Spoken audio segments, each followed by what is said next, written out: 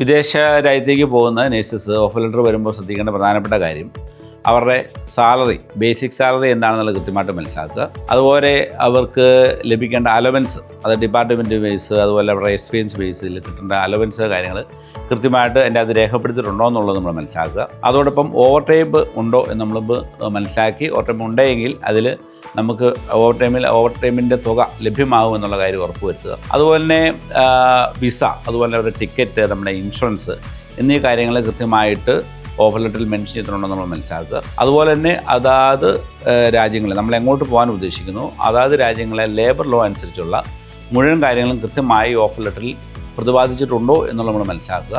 അതോടൊപ്പം തന്നെ നമ്മുടെ കരാറിൻ്റെ കാലാവധി, പിന്നെ നമ്മൾ അവിടെ ചെല്ലുമ്പോഴുള്ള അക്കോമഡേഷൻ, ഫുഡ്, ഇതിൻ്റെയൊക്കെ കാര്യങ്ങളെക്കുറിച്ച് കൃത്യമായിട്ട് നമ്മൾ മനസ്സിലാക്കി പോവുക.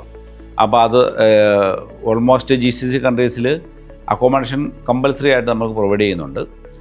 പക്ഷേ ഫുഡ് എല്ലാ മേഖലകളിലും ഫുഡ് തരണമെന്ന് നിർബന്ധമില്ല. അപ്പോൾ ഈ വക കാര്യങ്ങൾ നമ്മൾ മനസ്സിലാക്കി പോവുകയാണെന്നുണ്ടെങ്കിൽ അവിടെ ചെന്ന് കഴിഞ്ഞ ശേഷമുള്ള നമ്മുടെ പ്രശ്നങ്ങൾക്കൊക്കെ ഒരു പരിധിവരെ നമുക്ക് പരിഹാരമുണ്ടാകും. ആശങ്കകൾ ഒഴിവാക്കി കിട്ടാനും നമുക്ക് സഹായകരമാണ്.